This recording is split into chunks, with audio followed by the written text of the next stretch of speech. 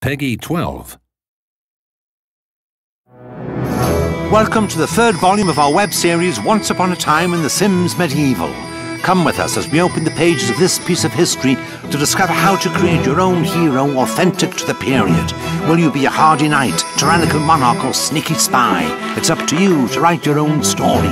But enough talk. Let us return without further ado into Once Upon a Time in the Sims Medieval. In the last episode, we took a peek behind the scenes of the studio to check out the decor, costumes, and the sounds of the game.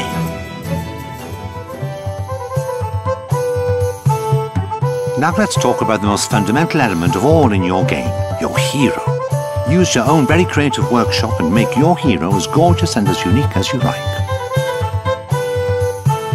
In a couple of mouse clicks, it's possible to entirely transform your character's appearance, hairstyle, facial features, body shape, and of course, outfit. But the most important decision is how to choose two defining personality traits out of the many available.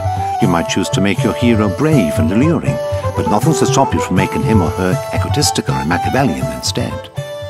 My name is Samantha Lau. I am the Senior Product Manager for the Sims Medieval. The traits themselves range from the obvious traits, such as the chivalrous, adventurous, and scholarly traits, to the not-so-obvious traits like the whale ate my parents traits. These traits come with unique actions, wants, and needs that will really make the Sims come to life and have distinct and unique personalities.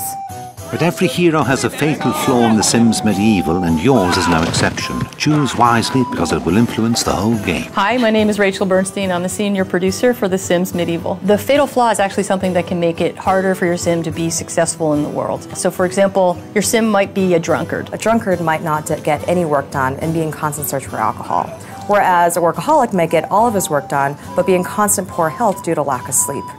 Each trait and flaw will need to be dealt with differently, and you'll see very different results depending on which ones you've chosen. If your hero proves his or her bravery and courage throughout the epic quests, this fatal flaw could become a legendary trait. The life of your character can change just like that. A scared cat can become an audacious adventurer, a recluse a charismatic leader, but we won't reveal too many possibilities. It's up to you to discover exactly what kind of legend your medieval Sim will become. I'm Aaron Cohen, Senior Marketing Director for The Sims Medieval. You'll discover some features that feel like RPG features. And those features are things like quests, combat, crafting. And those features really serve as a backdrop to tell stories. The Sims Medieval is still very much a game about telling stories. It's probable that you will find yourself face to face with the odd sword fight during the course of your adventures. Seize the moment to discover a completely new side to The Sims.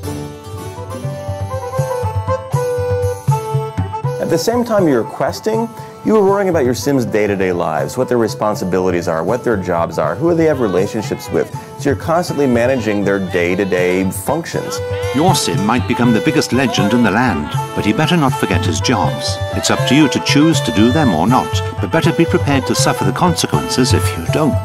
The inhabitants of the Sims Medieval don't like people who don't do their jobs.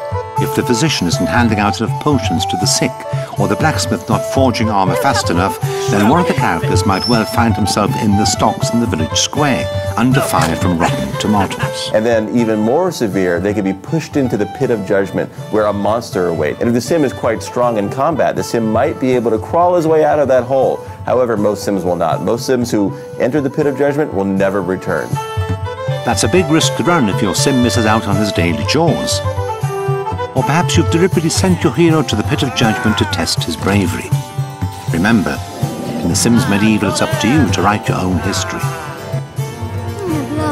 Thus, the third volume of our ancient Once Upon a Time in The Sims Medieval draws to a close. In the next episode, we find out more about how quests work and how all actions have consequences.